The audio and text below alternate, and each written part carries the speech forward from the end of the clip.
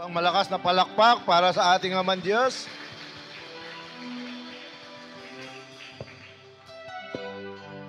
Thank you, Father. We bless your name. We lift you high. We exalt you. You are the one true living God, Lord.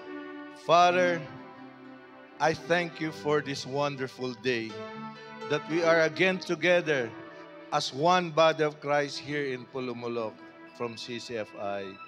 Thank you, Father. Thank you, Father, for this opportunity, for this privilege, once again, to worship you and glorify your name. I pray, Father, sa mga anak pa ninyo na papunta rito, Lord, I pray for their early and safe arrival or timely and safe arrival para marinig nila ang salita niyo, ang mensahe ninyo. Lord, use me mightily as your mouthpiece. Lord, only your words I will utter. And I pray that each one here will have an open mind and an open heart. As they listen to the word, they will receive it wholeheartedly without any restraint, Panginoon, without any reservations. And Lord, those who are ailing right now, Lord, I apply the blood of Jesus upon them, Panginoon, and in the name of Jesus, I command all sicknesses and diseases to leave the bodies of your children because they are the bodies of your children are your temple. Thank you, Father. Thank you, Father, for giving us the increase. Thank you, Father, for this full house, and thank you, Father, for the first timer today. We bless your name. We glorify your name. In Jesus' mighty name we pray. Amen and amen.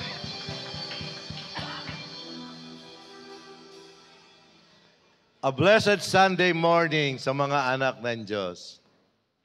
Diba? Meron po tayong mga first-timer ngayon. Kaway-kaway lang po sa akin. Taas-taas lang ang kamay sa mga first-timers for today. Ha? Wala dito? Ayun! Praise God! Praise God. Dito po. Dito. Dito. Okay. Meron tayong mga second-timers, third-timers na nakita kong bumalik. Okay?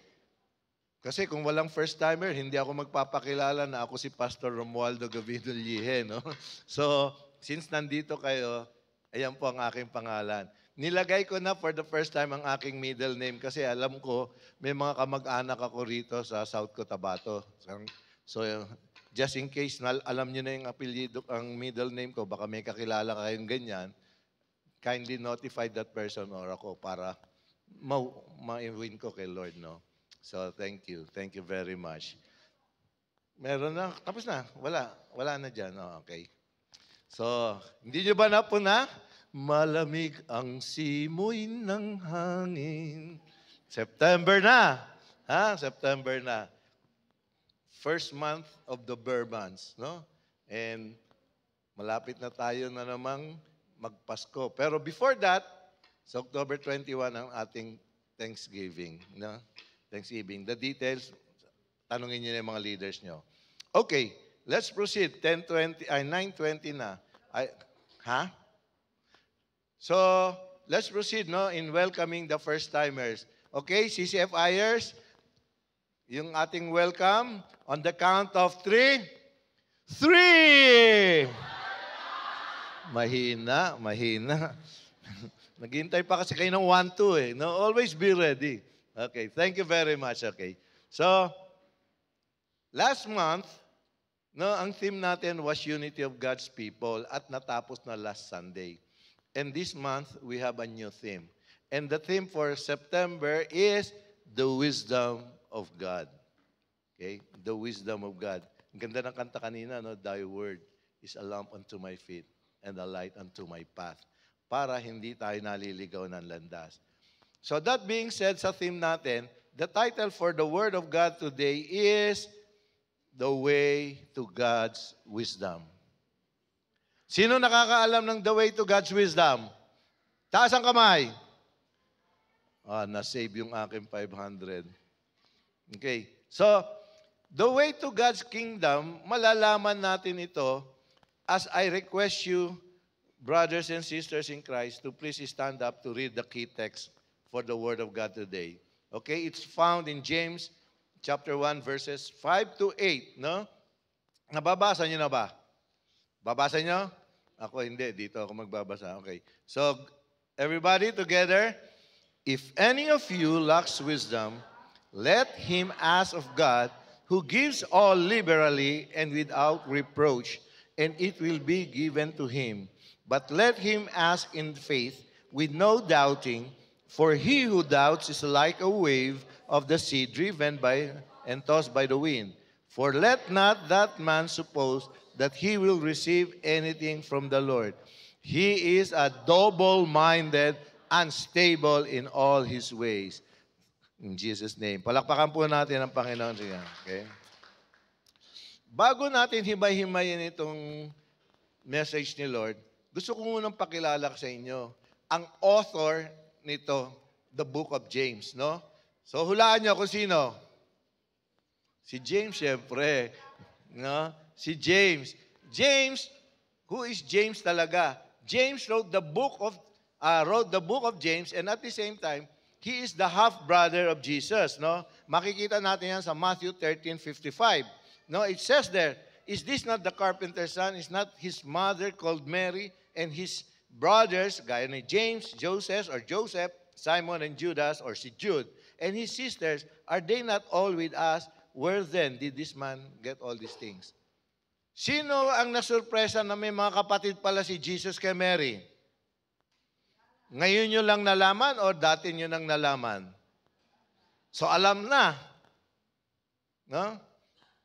Miski si Jesus lang ang pinanganak, hindi na siya virgin. Okay? So, another is, James is also the brother of Jude.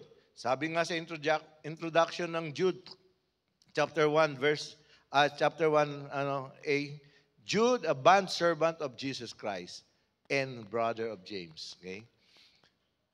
Si James at first did not believe that Jesus was the Messiah. And we can read that at John 7:5. For even his brothers did not believe him. So lahat ng mga kapatid ni Jesus hindi naniniwala sa kanya, no? Did not believe him. Kaya after receiving a special resurrection appearance of Jesus, si James to, no? After receiving a special resurrection appearance of Jesus, which we could read at 1 Corinthians 15:7, si Jesus was seen by James, then by all the prophets. At dahil dito, this could be the probable cause of James's conversion because after seeing the resurrected Christ, James became a believer and ultimately a leader of a church in Jerusalem. As stated in Acts chapter 15, verse 13, sabi niya, after they had become silent, James answered saying, men and brethren, listen to me. May authority na siya. Nung una, nag-aalangan siya. But because of that, nakilala na niya kung sino yung kapatid niya, si Jesus as the Messiah. When James did follow Jesus, he followed with a great devotion. He became a devoted follower. No? Next slide. He became a devoted follower, and he was also a man of prayer. Na ang kanyang tuhod, no, may mga kalyo na parang yung sa camel. Kapay mo yung tuhod ng katabi mo, may kalyo na ba yan? No? Baka pinaluluhod sa munggo. No? Pero yan daw ang sign of a prayerful man or person. Sinabi rin niya, si James was martyred in Jerusalem. Alam niyo naman ginagawa ng mga kalaban sa mga servants ni Jesus, ano? They martyred him.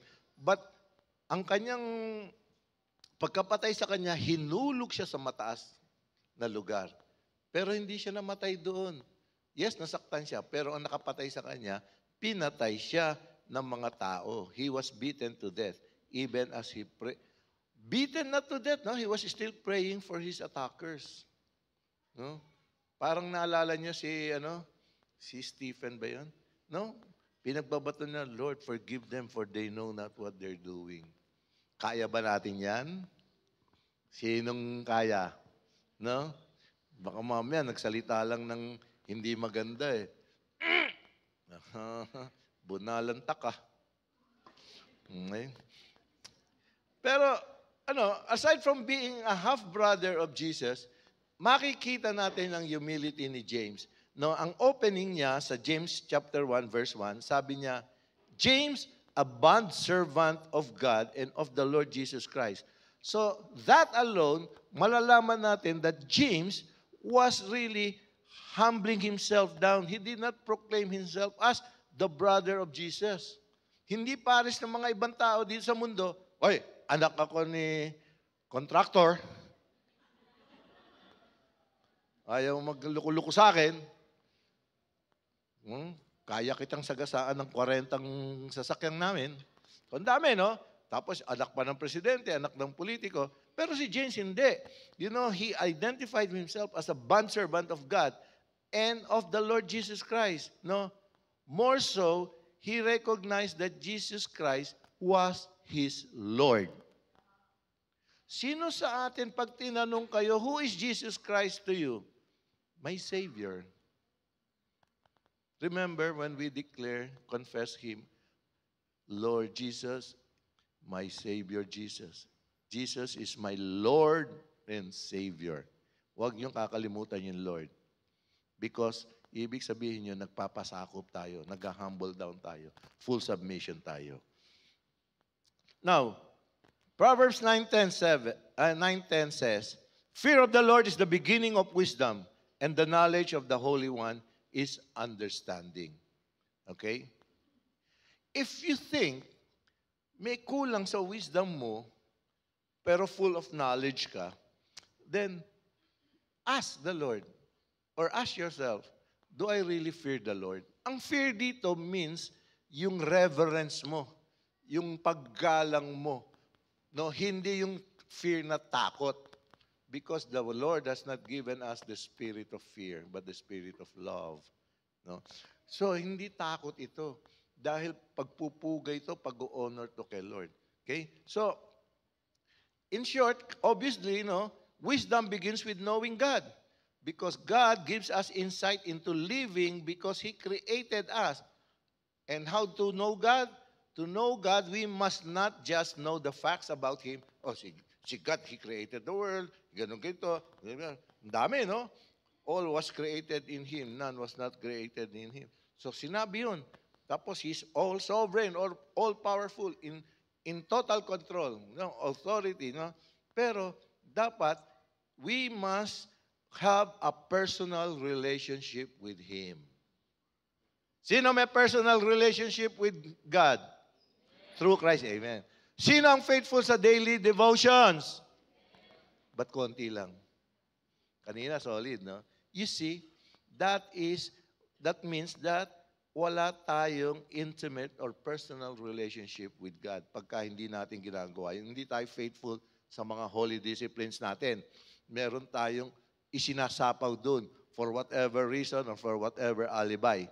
But the Lord knows our hearts. Okay? So, sino dito ang gusto maging wise? Then, we get to know God better.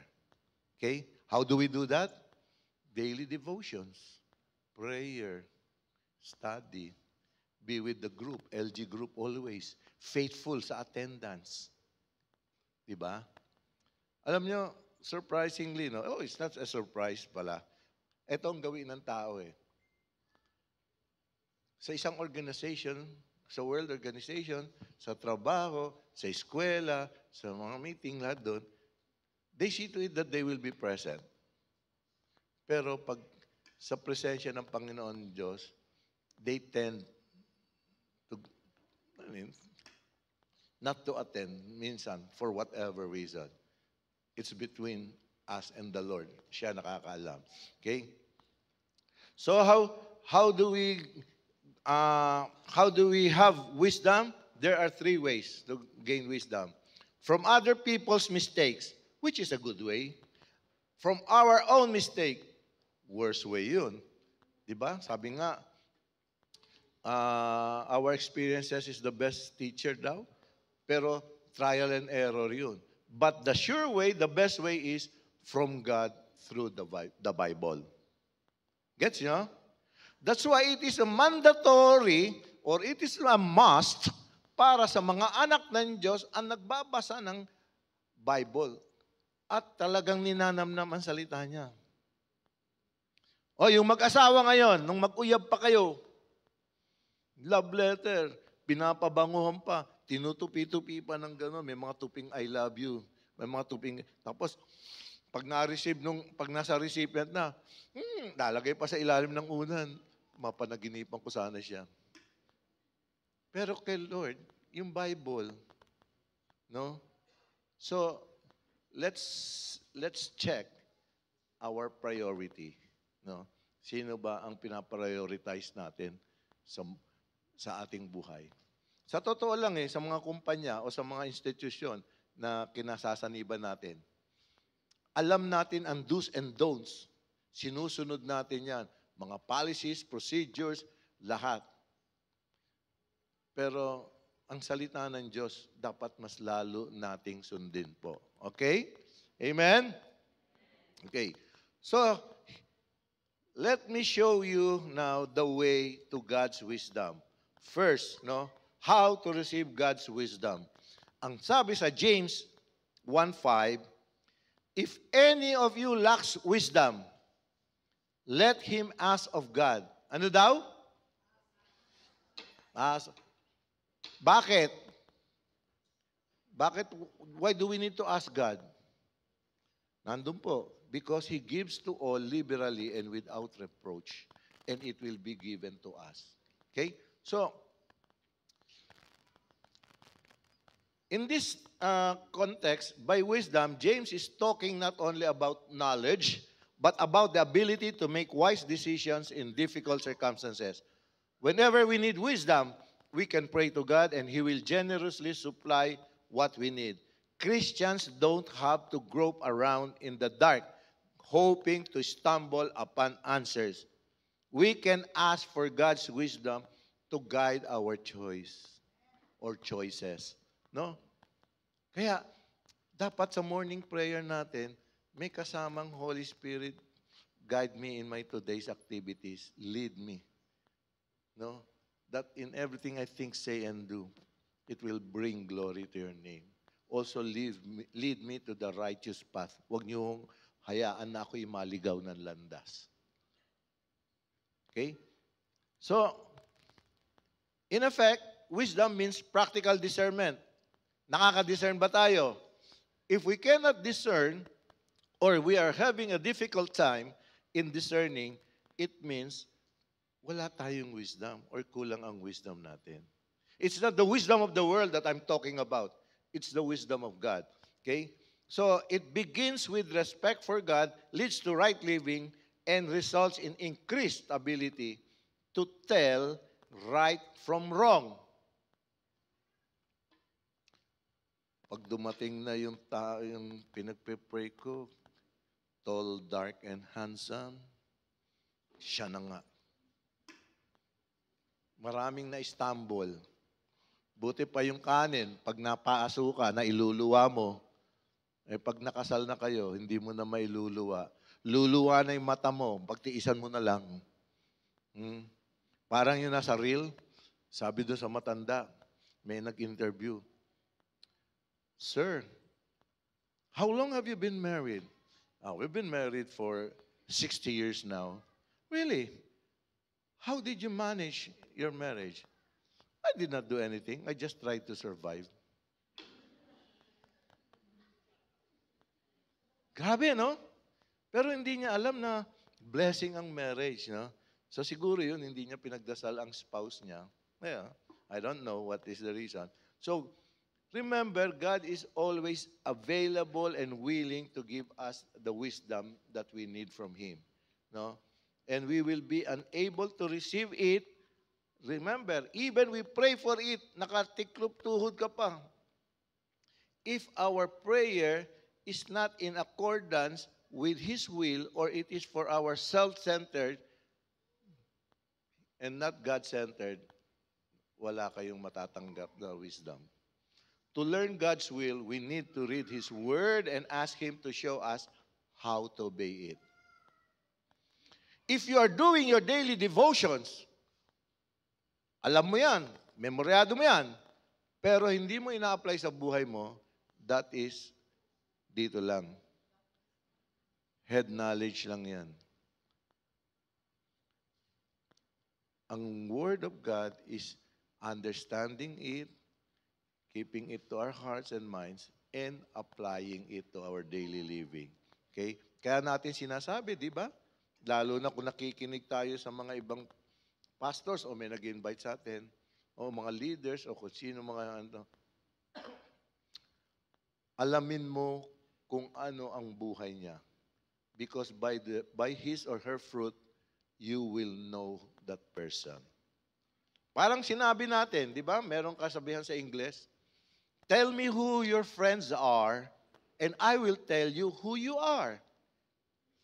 Birds of the same feather, they flock together. Yeah. Di ba? Ganun yun eh.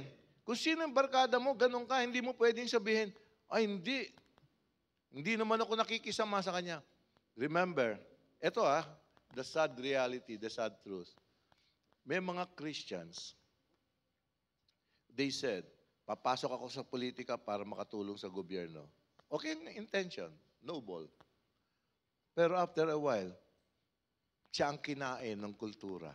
Nakalimutan niya yung Jesus culture. Marami nangyayari yan. Meron tayong well-known, most celebrated na pastor, nasa kongreso, sira na siya ngayon. We will be exposed by the Lord. Kaya let's be very cautious in living a life, no? So, we must do what He tells, in short. Again, no? How to receive God's wisdom? Let us acknowledge that we need wisdom. Kung hindi pa natin ina-acknowledge na kailangan natin ang wisdom, then hindi natin magagawa yun. What is wisdom in Tagalog? It's dunong, no? Dunong. And knowledge is kaalaman. Okay? So, are we aware that we have shortage of godly wisdom? And are we also aware that we lack wisdom at all? Iyan ang nangyayari sa mga taong napapariwara ang buhay. Ang sinusunod nila, ang kagustuhan nila. Sinasabi, even Christians, the so-called Christians, Kristiyano ako, born again ako. Sinasabi ng Holy Spirit, pumunta ka dito. Dito pupunta sa kabila. Anong wisdom yun?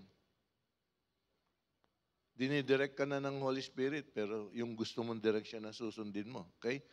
So, if we know what we do not know, and what we do not have, that is wisdom. And knowing we need wisdom is wisdom itself. Now, if we are saying that I have wisdom, yan dalawang yan. We know what we do not have, and we need wisdom is wisdom in itself. Okay? Pero let's take a look at James 1, verses 2 to 4. My brethren, count it all joy when you fall into various trials, knowing that the testing of your faith produces patience. But let patience have its perfect work, that you may be perfect and complete, lacking nothing. So, ang tao, pag dumating na ang pagsubok sa buhay, habang may buhay, may pagsubok. Di ba? In our daily lives, we always go through trials. Maliit man o malaki, may pagsubok. At yung mga pagsubok na yun ang magte-test sa atin. Pero how do we react to those, no? And sinasabi rito ni James, if trouble comes, your way, but whenever it does. So talagang darating yun. Tanggap na natin. Di ba? Tanggap na natin yun. Sino sa araw-araw ang ginawa ng Panginoon na hindi ka nagkaroon ng trouble? Di ba? Tignan mo yung katabi mo. Mukha ba siyang problemado? So, ibig sabihin, kung hindi siya mukhang problemado, meron siyang wisdom. He knows how to handle the trouble. He counts or she counts it all joy. Kasi we have the guidance of the Holy Spirit. We have the Word from God. So, make it an opportunity for joy. Bakit? Because of what troubles can produce in our lives. Sabi nga ni James, no?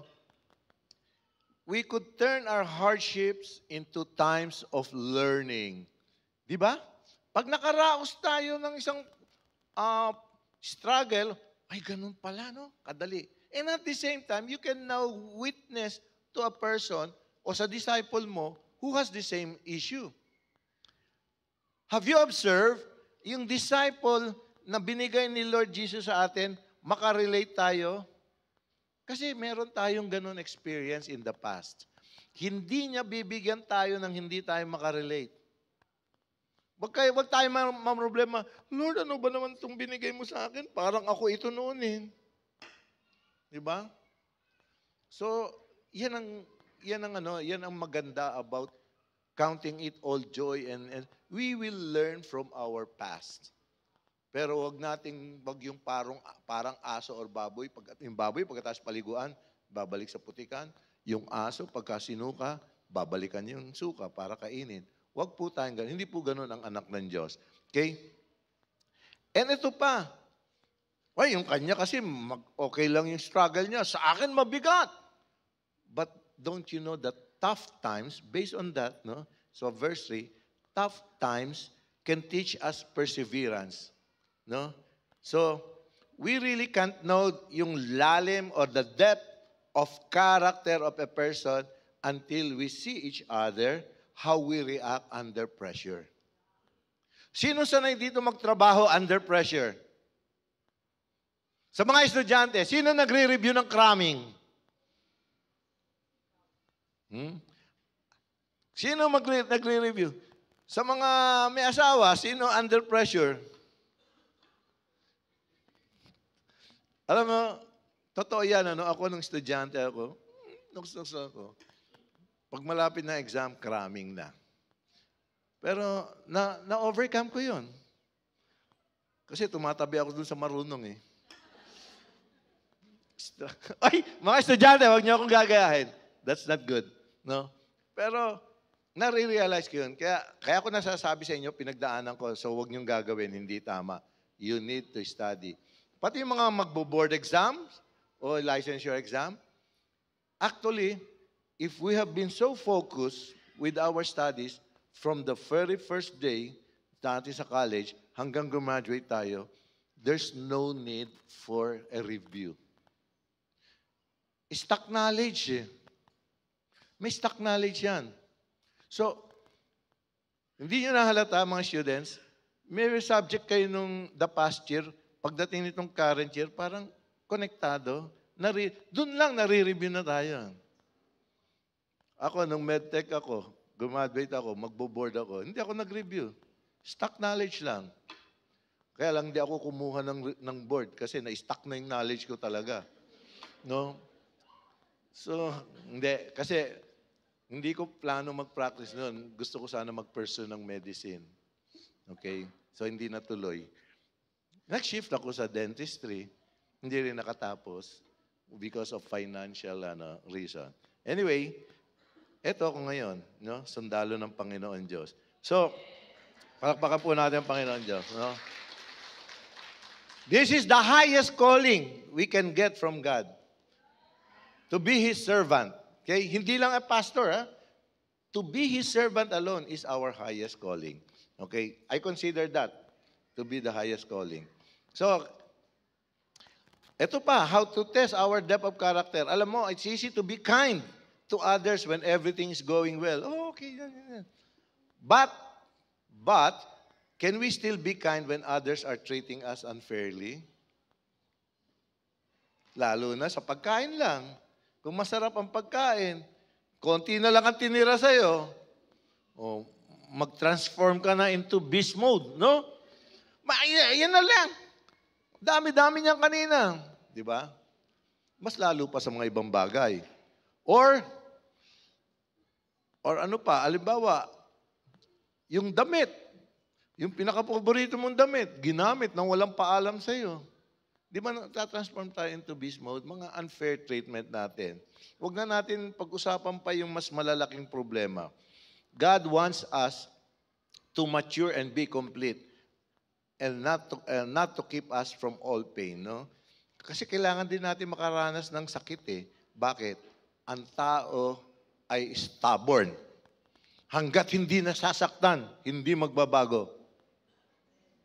Remember yung kwento, yung moth, yung baby moth, tsaka yung naglalaro sa ilaw, umiikot. Inabot niyo pa ba yung kwento na yun? Sabi ng nanay, huwag kang lumapit dyan, mapapaso ka. Sige pa rin siya, hindi na sumusunod. Oh, napaso siya, namatay. So tayo, we have to experience pain bago tayo matuto. We have to experience our downfall. Ayaw natin makinig sa salita ng Diyos. Huwag na lang sa asawa, huwag na lang sa pastor. Ayaw natin makinig sa salita ng Diyos. Okay? So, instead of complaining about our struggles, we should see them as opportunities for growth. Tandaan nyo yan, ha? Ayaw mag-complain. Let's look at our struggles as opportunity for growth. No? And then, let's ask God to help us solve our problems or to give us the strength and wisdom to endure those. Let's be patient. God will not leave us alone with our problems. He will stay close and help us grow. Amen? Kaya nga sinabi, know the testing of your faith produces patience. Alam niyo ba, faith is always tested through trials, not produced by trials. Faith is always tested by trials, not produced by trials. And trials reveal what faith do we have. No? Mababaw ba? Malalim bang ating pananampalataya? Hindi dahil God doesn't know how much faith we have, alam na alam niya yan because He knows everything. But so that our faith will be evident to ourselves and to those around us. Tatandaan ko yung mga pelikulang Tagalog na makabagbag damdamin. Si Sharon Cuneta pa yata yun. Pasampasang ko ang daigdig. Ay, grabe yung president ng Sharon Cuneta's fan club, oh. Tuwan-tuwa. Tsaka yung sinasabi pa nila, may mga tagline sila. Lalo na pag mahihirap ang bida, huwag kang mag-alala, anak. Hindi natutulog ang Diyos. Pero, yun ang realidad. Di ba? Yun ang realidad. Our God never sleeps. Our God never abandons us. Our God will not forsake us. He is always with us. And what He has started from the beginning, He will finish to the end. That is, if we abide in Him. Ano sabi? Kanino tayo mag-abide? Kay Jesus, who is the vine. So kung wala tayo sa vine, wala rin. We will not be fruitful. Okay? So, mga anak ng Diyos, are you connected to the vine? Amen. Then, you must be fruitful. By now, may dinidisciple na kami. Meron na kayong LG. If you are connected to the vine. Amen? Kasi sabi niyan, you abide in me, I will abide in you, you will bear much fruit, which will glorify the Father. Now, check yourself, okay? Self-evaluation. Trials, no? Nakita nyo, nung sinabi nun, masyadong pinagdiinan ng faith. Faith that is tested, and it shows that faith is important and precious because only precious things are tested so thoroughly. So, only precious things. Kaya, sa mga mag-asawa, kapag parati kang tinetest ng asawa, ibig sabihin, precious tayo sa kanyang mata.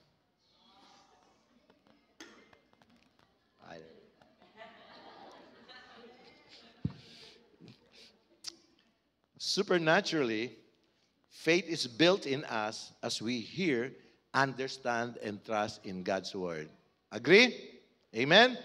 Kasi kung hindi, papasinungalingan natin yung Romans 10:17. So then faith comes by hearing, and hearing by the Word of God. See? Pinagdiinan din, nilagay din dyan sa scripture na yan sa James, no? Produces patience.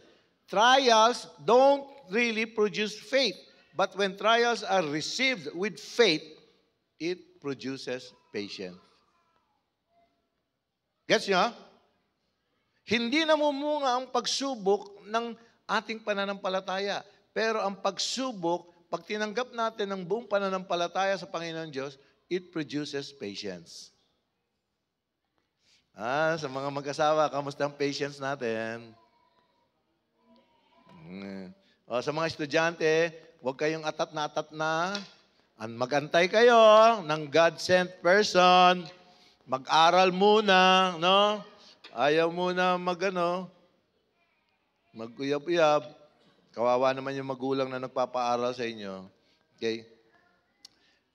Yet, patience is not inevitably produced in times of trial. If difficulties are received in unbelief and grumbling, trials can produce bitterness and discouragement. Kaya siya masaya pag may struggle siya o may pagsubok siya. Kasi mababaw lang eh. Ako, kumpara mo, ba't hindi alam ng tao, it's yung ating attitude. How to face those trials. No? Kulang siya sa pananampalataya. No? So, kaya nga sinabi ni James, no, to count it all joy. Because counting it all joy is faith's response to a time of trial. Okay?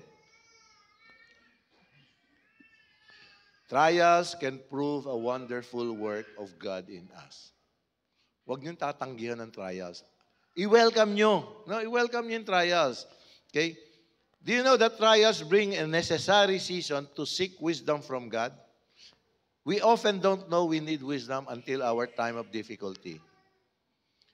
Once in the time of trial, we need to know if God wants us to, 2 points, remove something in our life or persevere in that something by faith. How can we discern that? Only by the wisdom of God, not by the worldly wisdom. No? Ang dami-dami ko ng utang, bakit ganon? Gusto ni Lord tanggalin yung mga utang sa'yo. Paano, Lord? Huwag ka namang utang uli pag nabayaran mo. Pag may kailangan tayong pera, si Lord muna. He is our greatest provider. Hindi yung mag-aabang ka ng nakamotor. No? Tapos may maliit na bukleta. Balbas sarado pa. No? So, okay mag-yan. Or, kaya niya sinusubukan tayo dyan kasi gusto niya talagang mag-persevere tayo. No? Ma-develop ang patience natin. Sa Kanya lang tayo umaasa. Okay, personal story. If not all of you, most of you know ang situation namin ngayon. Pero hindi nyo makikita na problema kami. Because binabato namin lahat sa Panginoon Diyos eh. No? Binibigay ni Diyos, ni Lord, timely. Kasi kung aasa lang kami sa aming kakayanan, hindi namin mamimit yung financial demands. Mabigat. But God sends money on time. We're not rich, but we don't lack anything. May problema yung CRB, pinahiram kami ni Lord ng Fortuner. Tapos kayo nagtatanong, to be honest, swap lang yan, temporary lang yan. Pero kung gusto niyo pag-pray, welcome. Si Lord lang ang nakakalam nun, okay? So, what is the difference between knowledge and wisdom? Ayan, diyan natin makikita. Knowledge is raw information, but wisdom knows how to use it. Wisdom is applied knowledge, and we can be full of knowledge, but not wisdom. Example, knowledge is knowing that a tomato is a fruit. But wisdom is not putting it in a fruit salad. Sino naglalagay ng kamatis sa fruit salad?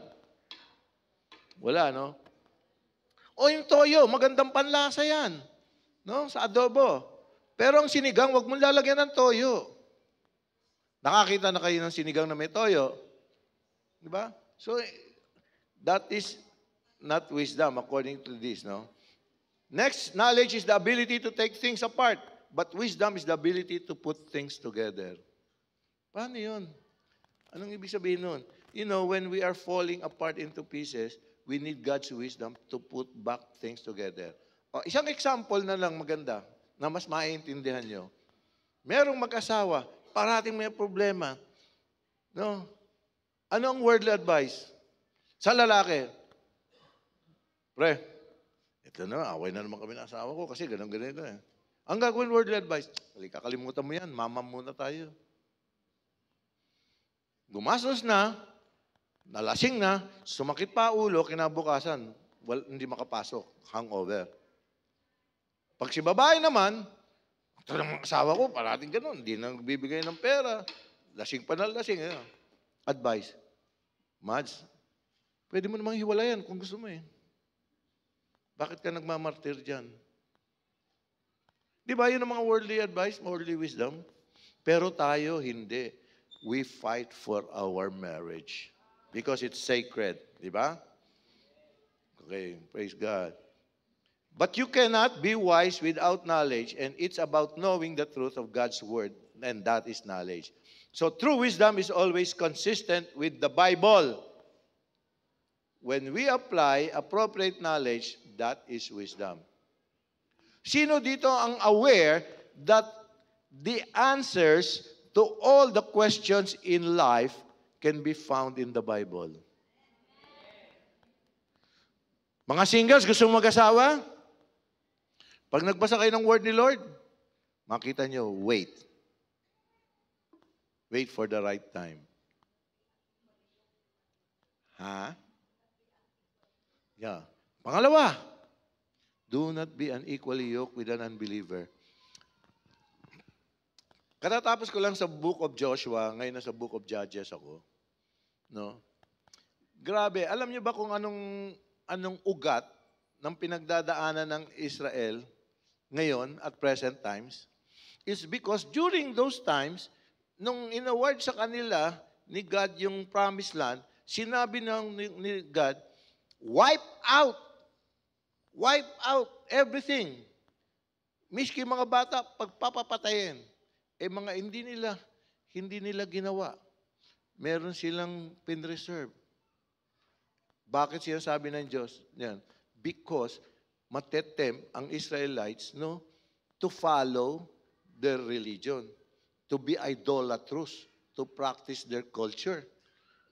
Kaya nga, nung nangyari yan, sila ang naging tinik ngayon. Pinreserve nila. Nagkaroon sila ng intermarriages. Tapos, yung mga Israelites na anak ng Diyos, nagwo-worship na rin ng idols.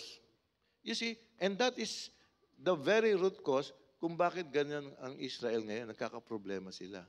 Pero if all of them wipe out during that time, so may peace sila. Kaya tayo, mga anak ng Diyos, gusto natin magkaroon ng peace sa buhay dahil tinanggap na natin si Jesus Christ as our Lord and Savior. Gusto natin magbago ang buhay natin. Umalis na kayo. Alisin nyo na yung mga hindi magagandang practices. Patayin nyo na yun. Yung mga kaibigan nyo na dating barkada nyo, walang dinudulot na maganda, huwag nyo lang samahan. Pero don't forget them. You pray for them para mawin mo sila. Pero huwag kang papasok sa trap nila. Okay? That is how we must be. Always obey the word of God. So true wisdom is always consistent, nga, di ba? And when we apply it, that is when we apply appropriate knowledge, that is wisdom. Ito example, everyday living natin, parang mainit, no? Everyday living natin, we know that it is wrong to lie, but we still lie. Tama ba? Hindi naman ako nagsinungaling, Pastor. Nagpalusot lang ako. O totoo ba yung sinabi mo? Hindi. O di sinungaling ka. nagsinungaling ka, di ba? Merong one time nakita ko, narinig ko, nag-share ng sa isang conference, isang pastor, nag-share siyang ganyan. By the way, sino dito umattend ng regional conference? Praise God. Sabi ng isang pastor, nagkwento siya. Yung pastor daw nagwawali sa congregation niya. Yung anak nasa likod ng stage, backstage. Biglang sumagot, si pastor, namakak na naman! He was not telling the truth. He was trying to please the listeners. You know, the truth hurts, no? So, we must tell the truth. Sex outside marriage is wrong. It's abomination to God, no? And yet, people still do it. Bakit? Because they have no fear of God. And meaning, wala silang wisdom. Tignan niyo yung mga bana rito. May fear of God, faithful sa asawa. Amen? Ba, konti lang ang sumagot. The propensity to sin means you have no fear of God. Therefore, when we have no fear of God, equals, wala tayong wisdom. To sin means, again, you really have no fear. Ulit-ulit, to sin means you have no fear of God. Kaya kung parati ka nagkakasala, hindi mo pwedeng sabihin sa akin, na dati, katwiran ko rin yun, tao lang naman ako eh. Nadadarang sa tukso. But if we are reading the Word of God and obeying it, and have the fear of God, iwasan natin mga kasalanan natin, lalo na nung binago tayo ng Panginoon Diyos. Nung pinatawad tayo sa mga nakaraang kasalanan natin. But kung binabalik-balikan natin yun, it means, hindi tayo nabago ng Panginoon Diyos. We did not receive Jesus Christ as our Lord and Savior. Amen? So, remember, when you sin, you know you need to repent and ask forgiveness. Tama ba? Paano kung hindi mo ginawa? Wala'y wisdom. Kasi meron, yun lang naman eh. Okay lang yun. Maliit lang man. Alam nyo, an unconfessed sin, kay maliit o malaki, dapat natin i-confess. Kasi pag hindi mo na-confess, magpapatong-patong yan. And then before you know it, nandun ka na naman to your back, you're back to your old self again. No? Tanggap mo na. Sanay ka na. Okay? Example, alam natin that devotional is healthy for all the disciples of Jesus. Tama, mali? And the wisdom to that is we wake up to do our devotion. Sa iba, they wake up very early, to do the devotion for us to be spiritually healthy the whole day. Paano, Pastor, kung hindi ako nagising ng maaga? Alam mo, grace lang. Do not let the day go by na hindi ka mag-devotions. Make it a point. Be intentional. No? When it comes to counseling, sa mga disciples natin, we must have the right heart and use the right words to reconcile and restore relationships. Kuya, ate, pastor, leader, kasi nag-away kami ni ganun-ganun. Buti nga sa'yo, tigas kasi ng ulo mo eh. Tama ba yun? What do we say?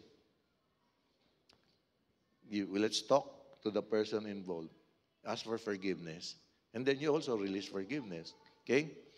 Sa parenting naman, if a child can do advanced math, sino dito mga math wizards? Nakakatanggap ng top grades, receive top grades, or play elite sports. Grabe, bata pa lang, nag-golf na, nagte-tennis na, Nakasakay kaya yan sa Rolls Royce? Dahil nandun malalaking mga gamit nilang mamahalin. Pero may payong na maganda ron, Dahil sa payong, nakakabili ng Rolls Royce. But can't regulate emotions, practice conflict resolution, or handle stress. Nothing of that other stuff is really going to matter. From an anonymous writer, So meaning, wisdom requires EQ, emotional quotient. Hindi yung EQ diet person, EQ, emotional quotient. Meaning, we are managing our own emotions. Diba? But, Pastor, paano? Kung talagang galit ka, nag-burst ka, alam mo, there are times na really a man or a person cannot control his emotions. Di ba si Jesus nagalit sa temple? Why are you making my father's house a marketplace? Talagang nag-riot siya doon. Ganun. Na-exaggerate ko lang, no? Talagang pinagtatapon niya. Ganun. Pero after that, nangaral siya, malumanay. Di ba? Diyan expert ang mga Ilonggo. Di ba? Mm. Na, ang tigas ng ulo mo. Yan, yung sharing ni Charlie nung Friday, di ba? Hindi, it's okay to, what do you call this, express your anger or pero sandali lang, huwag mong bababad dito, no? Tsaka yung mga words natin. Proverbs 14:29 says, whoever is slow to anger has great understanding, meaning may wisdom yan. But he who has a hasty temper exalts folly. Na? Alam niyo ba ibig sabihin ng folly? Yan. Hindi ito, pariente ni Molly, ha? Folly. No? Kalokohan, nagagalit. Okay. So ano nangyayari if a person has no wisdom, no? Without wisdom, it leads us to mishandle and mismanage situations, leads us to conflict and worsen an already bad situation, and leads us to broken relationship, and leads loss of purpose and joy. Pero there's a solution. The solution is to get wisdom from God. Hindi natin kaya mag-isa yan, okay? Now, again, how to receive wisdom we need from God after we acknowledge that we need wisdom? The next thing to do is let's seek with a genuine heart. Okay? There is provision for godly wisdom, for sure. Sabi nga, di ba? If any of you lacks wisdom, let him ask of God, who gives all liberally and without reproach, and it will be given to him. Meaning, when we ask God, we should pray, and pray. Hindi tayo sa tao kagad lalapit. No? Naalala ko tuloy si Sian ba? Si Sian. Alam niya kung sino yung kakampi niya. Pag napagalitan siya, takbo kagad siya sa itaas. Lalak niya yung mga pinto dyan, tapos yung pinto ng kwarto. Alam ko, pag may nagawa siyang kasalanan, gaya kagabi, napagalitan siya ng mama niya, takbo. Sabi ko, why are you locking the door? Hindi ako pinapansin. Pasok sa kwarto, nilalak din yan. Alam niya kung kanino siya tatakbo. No? Rightly or wrongly, alam ng bata kung sino ang, what do you call this, makakatulong sa kanya. Tayo naman, as children of God, we should know, kaya mali ang nagawa natin o hindi, we should know that we must approach God first bago ibang tao. Okay? So to receive wisdom is simply asking God, no? Let's be consistent with our lifestyle. We should not assume that we will only ask God about some areas of our life. Yes, money, spiritual things, like, mag-pray ba or not? But even the common things in life, we must seek the wisdom of God. Or in practical matters, no, especially mga major decisions like buying a house, choosing a lifetime partner, dapat konsulta natin sa Panginoon. Kasi pag tao yan, titignan ng tao, Ma, Pa, okay ba sa inyo? Accepted niyo ba si ganon? Ganito. Hindi anak ng Diyos ang magulang. O anak, dami niyang kotse. 40 kotse niyan. Magaganda pa yung niyan. Tinitignan yung tao eh. Actually, may nakita akong reel. Ginawa nila ng comparison yung anak ng contractor tsaka anak ni Lenny Robredo. Yung anak ng contractor talagang madalas na sa social media eh. Grabe, mga display. Yung anak ni Lenny Robredo, low profile. Pero alam mo, mga scholastic sila. Graduate, mga summa, tapos may mga honors lahat, top pa. From mga well-known universities abroad. Eh yung mga anak ni contractor, dito lang sa Pilipinas. Tapos mayabang na. Doon ako compare, no? So,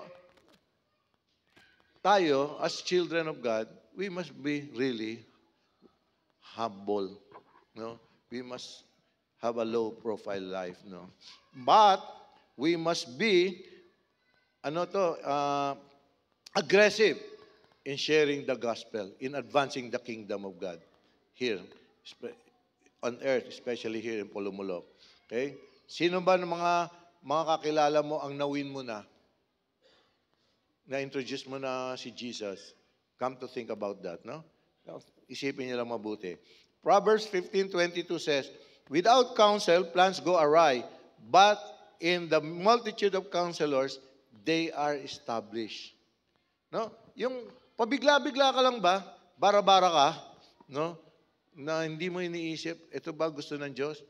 Or never mo rin isinama sa planning mo si Jesus.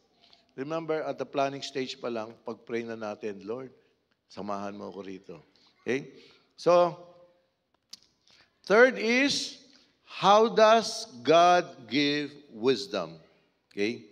James 1:5 says, God who gives to all liberally and without reproach, and it will be given to him. So, totoo, binibigay niya. Di ba meron tayo, may challenge si God sa atin? If you will bring your tithes to my storehouse, test me on this, if I will not open the windows of heaven and will pour out my blessings to you, no, that you cannot contain it anymore. Sa Tagalog, siksik, liglig at nagumapaw. So He gives it liberally without reproach.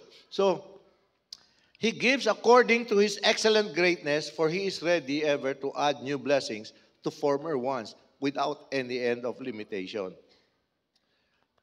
Minsan, di ba, na-amaze tayo, grabe siya, sunod-sunod ang mga blessings niya. Samantala ako, wala pa. Di ba? Bakit kaya? Hindi mo alam kung bakit sunod-sunod ang blessings niya? Ay talagang wala kang wisdom. Ang taong with wisdom will know why. No? May nakita na ba kayong anak ng Diyos na naghirap?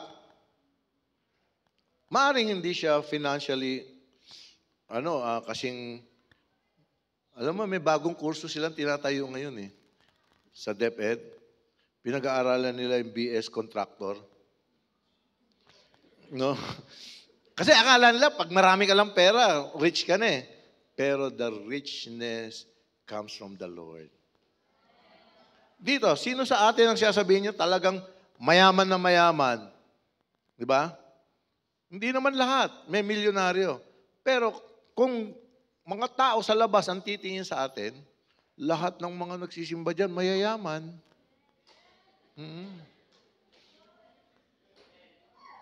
Hindi natin kailangan maging kontraktor.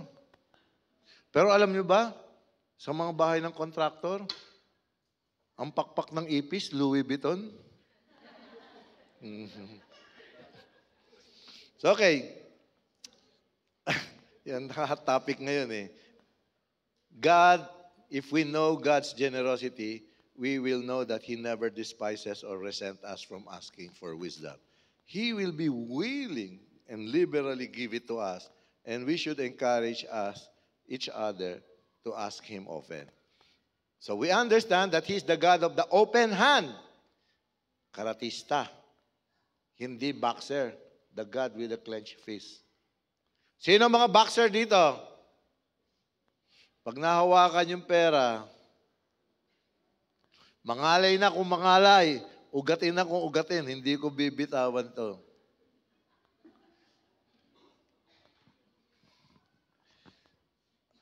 How do we apply that? When we want wisdom, the place to begin and end is the Bible. True wisdom will always be consistent with God's Word. Amen? So, next, how do we ask God's wisdom? Again, nandiyan sa James 1, 6 to 8, no? How do we ask? Let him ask in faith with no doubting. For he who doubts is like a wave of the sea. And let not that man suppose that he will receive anything from the Lord. And he is a double-minded person, no? Alam natin kung ano yung alon, di ba? Alam natin kung malakas, ganon. So, we must not only believe in existence of God, but also in His loving care. Meaning, it includes relying totally on God and expecting that He will hear and answer when we pray. So we must put away our critical attitude when we come to Him. Wag, baka hindi naman ni Lord bigay eh. Ay, nagduda ka na eh. Hindi mo matatanggap yun. God does not grant every thoughtless or selfish request. Again, when we pray, it must be according to His will, in line with His will. We must have confidence that God will align our desires with His purposes. Merong ang anak, Lord, bakit ganun si tatay, si nanay? May favorite. Favorite niya si ate. Pareho na naman kami yung teenager. Si ate, parati niyang binibili ng magagandang damit tsaka mga underwears. Ako, hindi niya binibigay.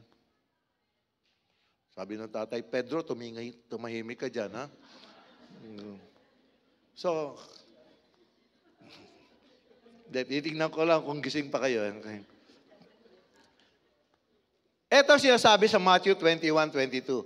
Whatever things we ask in prayer, believing we will receive. Never doubt. We will receive that in His own time, in His time. Hindi not our time. Let's not put God or Jesus in our time frame. Let's be in the time frame of our Lord. No? Although, ganyan maganda, yung verse na yan, it does not guarantee that we can get anything we want simply by asking and believing Jesus, no? God does not grant requests that would hurt us or others or that would violate His own nature or will. Again, kung kontra sa Kanya, hindi niya ibibigay sa atin. Maghintay tayo, di ba? So, to be fulfilled, our request must be in harmony with the principles of God's kingdom. Stronger ang ating belief, the more likely our prayers will be in line with God's will. And then God will be happy to grant them.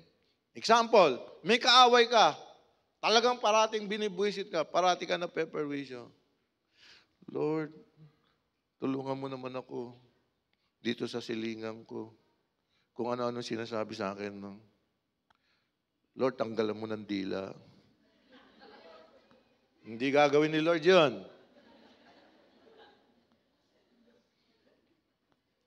James 1:6 says, but let him in faith with no doubting, no?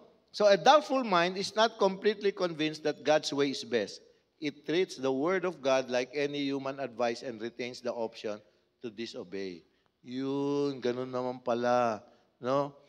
It is unable to decide between allegiance to subjected feelings, the world's ideas, and God's commands.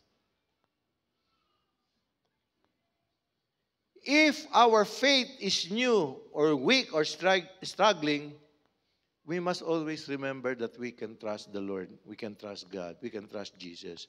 Then we must be loyal to Him. And to stabilize our wavering or doubtful mind, let's commit ourselves wholeheartedly to the Lord. Amen? So, alam niyo bang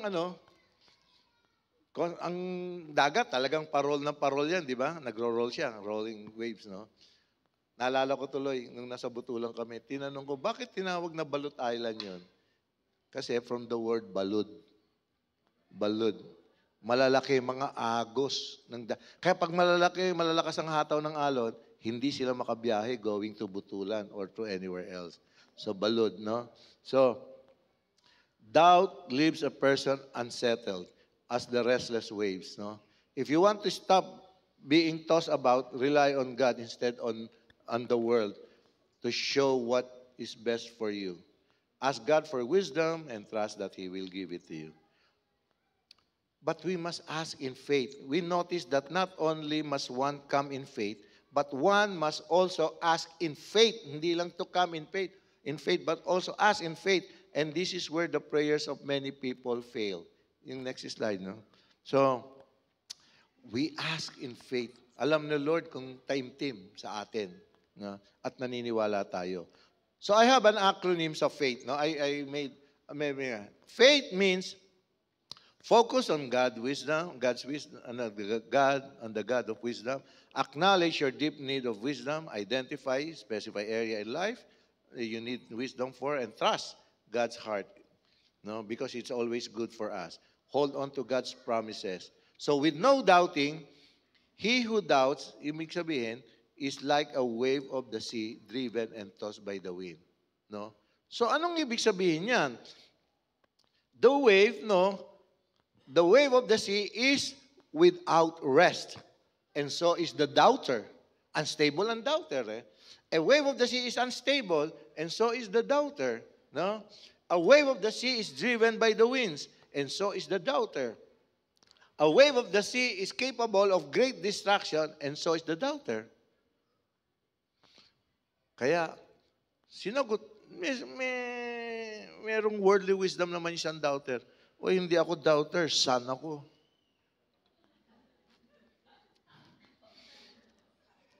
Gising pa pala kayo, no? Okay. James 1:7 says, let not that man suppose that he will receive anything from the Lord. Wala tayong matatanggap because one who doubts and lacks faith should not expect to receive anything from the Lord. And that lack of faith and trust in God also shows that we have no foundation. We are unstable in all our ways. Kaya James 1:8 says, he is a double-minded, unstable in all his ways. No? So, according to Hibbert, double-minded is literally two-souled. Dalawa ang kaluluwa. Isang pangmundo, isang pang-Diyos. Tingnan mo yung kasama mo, katabi mo, dalawa ba kaluluwa niyan? Sabihin mo, maging steady ka lang kay Lord. Never doubt the Lord. Okay? Now, the church is the wisdom of God. Kayo, ako, tayong lahat, we are the wisdom of God. No? Sabi sa Ephesians 3:9-11, to make all see what is the fellowship of the mystery, which from the beginning of the ages has been hidden in God, who created all things through Jesus Christ, to the intent that now the manifold wisdom of God might be made known by the church, to the principalities and powers in the heavenly places. And these are the rulers and authorities in the heavenly realms. They are either angels, who are witnesses to our events, or hostile spiritual forces opposed to God. Kaya nga, God is using the church to show His wisdom to spiritual beings, including angels and demons, of His power and ability to unite imperfect lost, redeem, transform human beings to be His ambassadors. Who is an ambassador of Christ here? To the vision of winning souls and making disciples. So meaning, you are making souls, or we are making souls, we are winning souls and making disciples. Through the proclamation of the gospel and demonstration of Christ-like love, the church reveals God's wisdom to a world darkened by sin, hopeless, and destruction. Kaya make sure that you are campaigning for Jesus Christ. Hindi lang sa politiko. We campaign for the Word of God. We transform Pulumulok into a God-fearing place, Hindi pa, municipality pa lang. Ito naman, alam niyo ba bakit sila nanonood sa atin? Kasi ito sabi ni Stott. Stott. Great drama raw is being enacted dito sa mundo.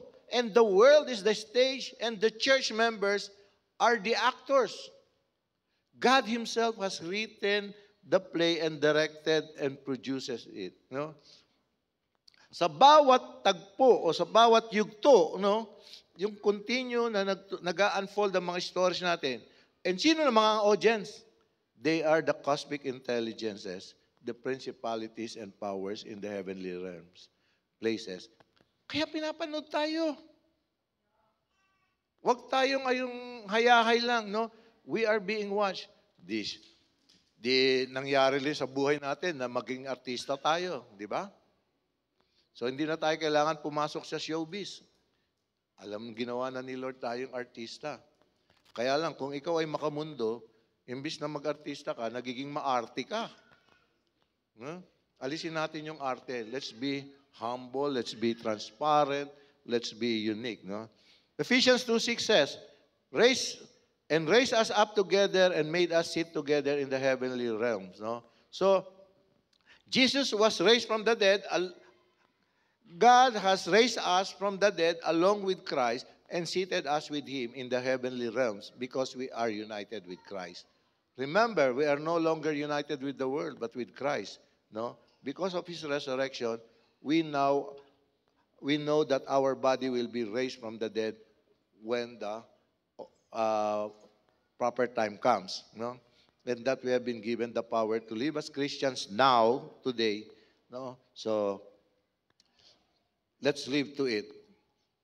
Psalms 8:5 naman says, you have made Him a little lower than angels, and you have crowned Him with the glory of honor. So we must always remember, we were made little lower than the angels.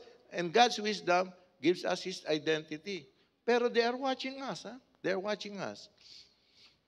1 Peter 1:12 says naman, the things which now have been reported to you through those who have preached the gospel to you by the Holy Spirit sent from heaven, things which angels desire to look into.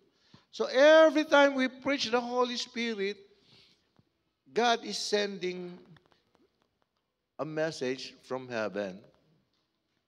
The Holy Spirit is the one telling us. So wag tayong mahiya to share the Word of God. 1 Timothy 5:21 says, no, I charge you before God and the Lord Jesus Christ and the elect angels that you observe these things without prejudice, doing nothing with partiality. Kaya make sure that we honor people for who they are in Christ and not for who they are in the world. Okay? Hindi ko mo kilala siyang politiko or mataas ang katungkulan niya sa opisina nila. Hindi. We must always recognize them as people of God. Now, you and me as the church, we unveil the deep things of God. These are the deep, mysterious plans of God since eternity past. No? I-share natin sila. We are given that wisdom to share the mystery na yan. And right now, we have access to that through the Bible. Okay? A wise person is not one who knows everything, but is one who knows where to go and to find all the right answers. Worldly wisdom will fail us. Worldly wisdom is never perfect, for a man is not perfect. Godly wisdom is true and perfect, useful to make us realize what is wrong in our lives, and teaches us that is what is right, and equips us to do good works. Kaya sabi sa Timothy, no? 2 Timothy 3:16, 17, memory verse, no, all together.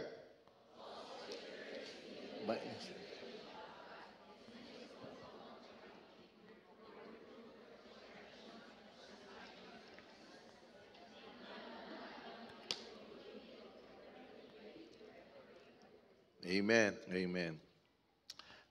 I would like to quote si Spurgeon, no? Sabi ni Spurgeon, this is a Bible scholar. Do you believe, he is asking us, do you believe that God can give us the wisdom and that He will do so if we ask Him? Then go at once to Him and say, Lord, this is what I need. No? And then, identify. Let's be specific with our wants, state our exact condition. Lay the whole case before God with as much orderliness or thoughts as if we are telling our story to an intelligent friend who was willing to hear us and prepared to help us. And then say, Lord, this is specifically what I want, what I think I want. And I ask this of you, believing that you can give it to me. Amen? Ha? Yeah. Kaya nga ito. So, we could make that our daily prayer because araw-araw nababago ang ating lifestyle, araw-araw nababagong ating condition. So now, if you have been blessed with the word and understand it, no, naintindihan ba natin na blessed ba tayo? Kasi hindi, ulitin ko from the top. Okay, let me pray for you. Father God, Lord, we thank you for your word. Truly, Father, as people of the world, we will really lack wisdom. But what we have is godly. We will lack godly wisdom, and all we have is a worldly wisdom.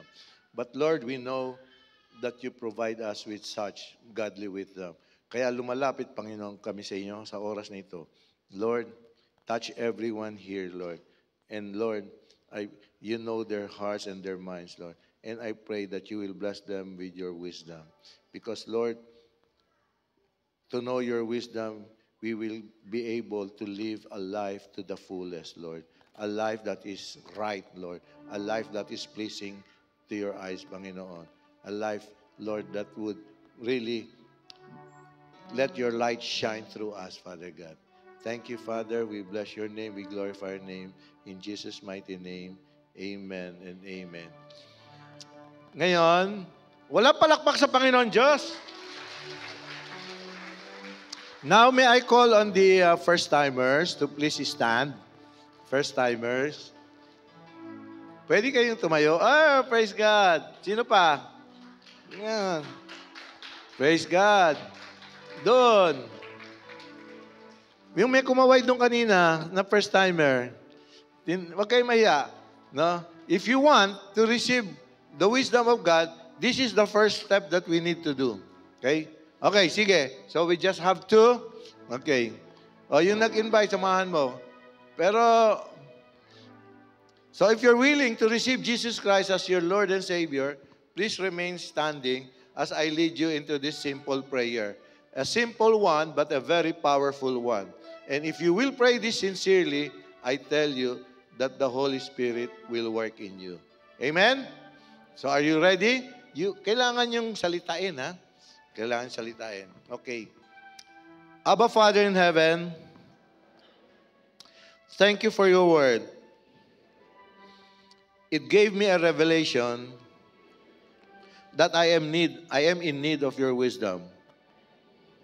And because of that, Lord, I know that I am a sinful person and that I need to repent for my sins and ask for your forgiveness. And I thank you, Father, for sending your Son, Jesus Christ, to die on the cross, to be my Savior, and redeem me from my sins. Because of that, I now declare and confess that Jesus Christ is my Lord and my Savior. Oh, Jesus, come into my heart. Lord, over my life. Lead me into a life of righteousness. And bless me always as I live as a life pleasing to you. Thank you, Father, for your forgiveness. O Holy Spirit, whom Jesus sent to be with me, please guide me in my everyday life. Guide my thoughts, my words, and actions, that in everything I think, say, and do will glorify your name. Guide my footsteps. Lead me not into temptation, and deliver me from evil. Always bring me to the path of righteousness. Thank you, Father. We glorify your name. We honor you. In the mighty name of Jesus, my Lord and Savior. Amen and amen. Okay. Welcome, welcome. Thank you, thank you. So, sa lahat naman tumanggap nito, no? Remember, ang pinakamaganda niyan, our names are written in the book of life at wala nang pwedeng bura niyan, no? It can never be blot off. That is, if we truly and sincerely receive Jesus Christ as our Lord and Savior. And today is first Sunday, and we are again privileged to commune with the Lord. No? So, patugtugin na natin yung song.